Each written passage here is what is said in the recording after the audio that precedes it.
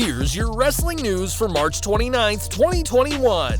And if you like what you're watching, smash that like button and give us 1,000 likes or more. And your headlines for today include: Logan Paul's Wrestlemania role possibly revealed, WWE likely planning several title changes for Wrestlemania, Paul Heyman throws away Brock Lesnar's future, major sad news for all wrestling fans, WWE and Peacock issue statements on edits to old footage, surprise WWE Hall of Fame induction canceled, WWE wrestler explains the truth behind relationship rumors with Finn Balor, CM Punk reacts to Danhausen stealing his finisher, Road Dogg hospitalized, his wife Tracy James provides update on his condition, why Drew McIntyre reached out to Britt Baker, Shaquille O'Neal asks John Cena for feedback on his recent AEW Dynamite match with Cody Rhodes, and more.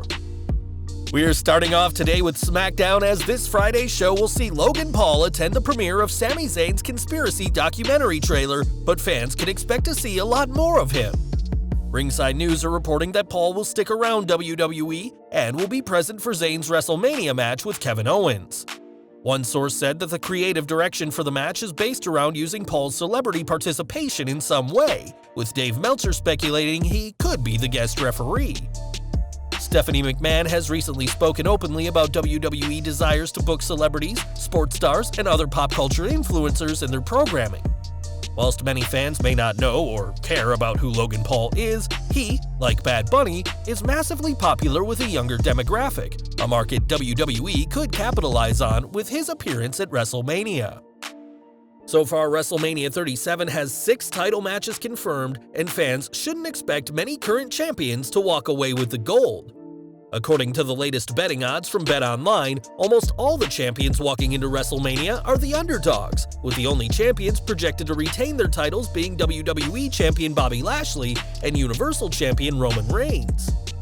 Lashley isn't the underdog in his match with Drew McIntyre, but he isn't the favorite either, as the odds are neck and neck between the two. As for Reigns, he only has slightly better odds than Edge and Daniel Bryan, the latter of whom was added to the match last Friday. If the event goes by these odds, then Bianca Belair, Rhea Ripley, Apollo Crews, AJ Styles, and Omos will all leave as champions, and WrestleMania will be a night of huge changes for WWE. Fans haven't seen Brock Lesnar in WWE since last year's WrestleMania, where he lost to Drew McIntyre, and though his return is expected, WWE isn't the only possibility for the Beast. That's something that Paul Heyman made clear during an interview with Give Me Sport, who teased that the next time fans see Lesnar, it may not be as a wrestler at all. The one thing I will say about Brock Lesnar is that Brock Lesnar does whatever Brock Lesnar wants to do. Whether that's him returning to WWE, or having another fight in UFC, or deciding to change the dynamic of the NBA and dunking a basketball, or in his 40s becoming a Major League Baseball player and hitting nothing but home runs, Brock Lesnar is going to do exactly what Brock Lesnar wants to do. Lesnar has already tried his hand in the NFL, but that didn't work out, and he fared much better when he left for the UFC. Lesnar is always a draw for WWE, and it's easy to see why, and time will tell whether he trades in lacing up his wrestling boots for tennis shoes in the near future. Earlier this month, WWE began moving its content to NBC Universal's streaming service Peacock, but what fans are getting isn't entirely what happened live. Matches and segments that feature controversial topics and language have been edited off the streaming service, including Roddy Piper using blackface in his WrestleMania 6 match with Bad News Brown, and Vince McMahon using the N-word during a 2005 segment with John Cena and Booker T. It's also been reported that NBC Universal will be looking at content closely as they continue to move WWE's library of content to their service, with the goal of having everything moved by SummerSlam. Now, WWE and NBC Universal have spoken about the decision to edit shows, as the New York Times got a comment from both. NBC Universal said, "Like with other shows on the Peacock platform, we are reviewing WWE content to ensure it aligns with Peacock's standards and practices." As for WWE, they also gave a statement out to the Times saying, "Peacock and WWE are reviewing all past content to ensure it fits our 2021 standards." It's not clear what else will be removed, but presumably Peacock will be taking a closer look at matches and segments from the Attitude Era and Ruthless Aggression Era, when WWE was pushing a more adult-oriented product. With the network Peacock 5-year deal worth an estimated $1 billion, it's easy to see why WWE agreed to work with NBC Universal, but now fans will have a harder time finding specific moments that haven't aged all too well. Next week, the WWE will induct both the 2020 and 2021 class of inductees into the Hall of Fame, and that'll include Eric Bischoff. Bischoff, who's part of the 2021 class, had his induction announced just a few weeks ago, but he was meant to be informed about his historic achievement far sooner. That's according to X-Pac, who spoke on Busted Open Radio and revealed that the plan was for Bischoff's induction on his own to be confirmed at last year's ceremony. He said, "We were actually going to surprise him last year. He was actually going to go in with us. I'm glad they didn't try and do that because a person should know ahead of time, not just show up and go, 'Hey, by the way, come on up here and get your ring.'" Last year's ceremony was meant to see the NWO be inducted, comprising of Hulk Hogan, Scott Hall, Kevin Nash, and X-Pac, but now the iconic faction and the man who helped invent it will be inducted on the very same night. In 2015, Bayley and Finn Balor were the most beloved stars of NXT, and after teaming together at live events, some fans speculated that they were more than just good friends. Of course, that never became anything, as Balor is now married, whilst Bayley recently broke off her long-term engagement with Aaron Solo, but that didn't stop the role model addressing the Balor relationship rumors while speaking on oral sessions. "Well, we had an awesome story. It wasn't even a storyline. We kind of made it up ourselves in NXT. He sprained his ankle, so he wasn't having a match. Everybody thought it would be funny if I did his entrance because my character was just so whatever. And then they loved it so much, it got many views on YouTube, and then he did my entrance. And then they started teaming us up together on NXT shows. I think people liked it because it was such different characters. He was the demon, and teaming us up together was insane. One time, I got in trouble with this in my past relationship. We took a picture with his parents, and people were like, 'Oh my god, are they really together?' We obviously aren't married. He's married to a beautiful woman, and he seemed so happy. That was so much fun. We had so much fun with each other." Despite rumors circulating about the two, Bayley and Balor were never anything more than friends, but that didn't stop countless fans from coming to their own conclusions. Before his departure in 2014, CM Punk put countless opponents away with the GTS, even if it was Kenta's move first, and now that move has been borrowed again. During ROH's 19th anniversary show, Danhausen used the GTS, and CM Punk noticed it. On Twitter, Punk said he fully endorsed Danhausen using the move, but spoke about Kenta, who he called the other guy, being sensitive about the move being used. That caused Kenta to respond, saying he's fine with anyone using the GTS, just not Punk. It seems that the friction between Kenta and Punk hasn't mellowed over time, but at least Danhausen can rest easy knowing his GTS is endorsed by the two men synonymous with the move. We've got some sad news to report next, as last week, Road Dogg Brian James suffered a heart attack. The WWE Hall of Famer suffered the heart attack on Thursday, March 25th while returning home from work in Orlando, and his wife Tracy wrote the following statement on social media. "I want to thank everyone for the prayers and text. Brian most likely suffered a heart attack late Thursday night after returning from Orlando. He has had tests run, and we're currently waiting for the results. He has also seen a kidney specialist and will have a stress test done. He's always been on BP meds for high BP. Just please pray all the tests come back for something we can fix. I'm a total wreck, but I'm trying so hard to be positive. Please pray for Brian. He feels horrible, and for God to please heal my husband so he can come home. Thank y'all so much." In a later statement, Tracy had better news, saying, "Just an update. Doc came in. Kidneys came back clear, and a heart cath is scheduled for Monday, and they will determine then what's to be done. Please continue to pray for him and his doctors, and our family. Thank y'all, and we love y'all." James recently made headlines when he and Shawn Michaels ran the March 17th episode of NXT whilst Triple H was quarantining, and we're sending our best wishes to him and his family at this time. Over to SmackDown, and for the past year or so, Daniel Bryan has used his time to help elevate lower card stars with Cesaro, Shinsuke Nakamura, and Jey Uso all holding wins over him.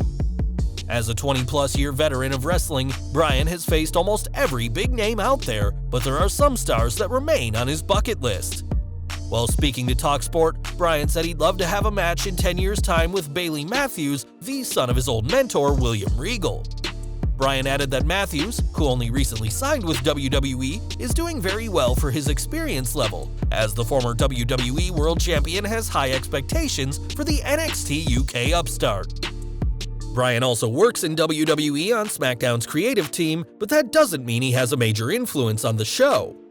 According to Ringside News, Bryan is just one of many people who make suggestions on the creative team, and like most writers, his ideas get shot down most of the time. This has been confirmed by Bryan himself, who recently spoke to TalkSport, saying he doesn't have as much sway as people believe. Speaking about Cesaro's recent push on the Blue brand, Bryan refuted the idea that he helped the Swiss Superman, instead saying that he pointed out Cesaro's talent and said WWE should use him. Bryan also said he has nothing to do with Apollo Crews, but is pleased to see talented stars succeed when given opportunities. Since becoming a writer, Bryan has used his influence to help underrated talents such as Chad Gable and Cesaro, but the writer-slash-superstar will have his own moment in the spotlight this April. Over to AEW, as Britt Baker has earned some serious credibility with her recent Lights Out match against Thunder Rosa, a match that even WWE's top stars needed to see. During an appearance on Renee Paquette's Oral Sessions podcast, Baker revealed that plenty of WWE's big names have contacted her, saying, "Drew McIntyre messaged me, and I was really excited about that. Oh my gosh, there were so many people. Trent Seven, who I think is one of the funniest people on the planet, messaged me. I had a nice message exchange yesterday with the other role model, Bayley. She's one of my favorites. I'm literally a fangirl for her." The Lights Out match unquestionably helped Baker and Thunder Rosa cement their careers in wrestling, and given that Baker was already considered the face of AEW's women's division by many fans even before the Lights Out match, we'll have to see if this leads to a title opportunity down the line. More from AEW, as Shaquille O'Neal shocked and impressed fans with his AEW in-ring debut earlier this month, and the basketball legend is looking for some pointers.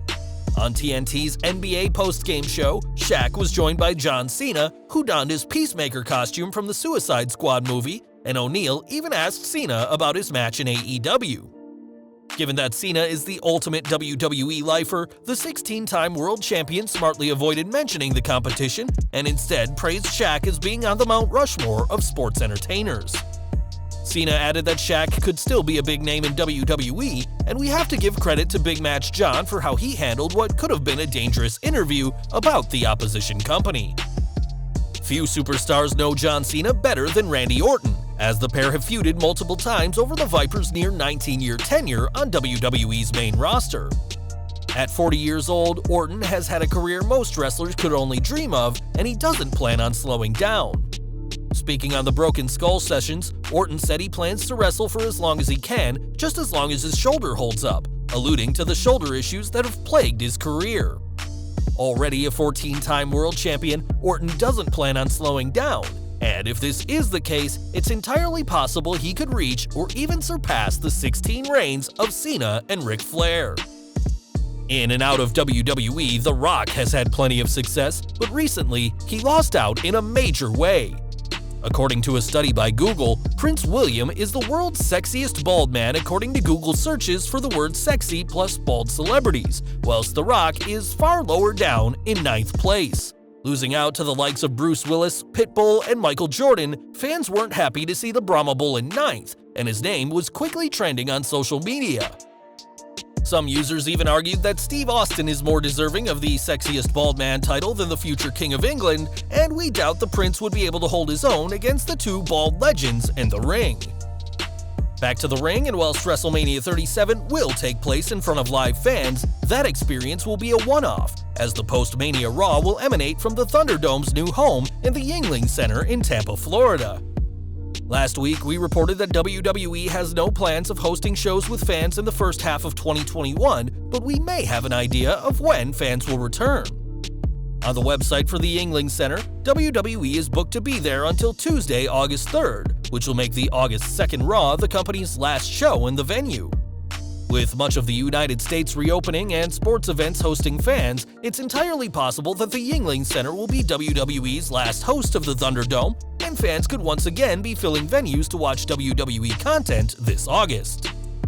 And we're ending today with Ricky Banderas, aka Mil Muertes of Lucha Underground, who, despite his success around the world, was never signed by WWE. That's something Bruce Pritchard recently addressed on his podcast as he discussed the man once rumored to be the next Undertaker. On his show, Pritchard explained that though Banderas is impressive, he had a different style and philosophy that wasn't suited for WWE.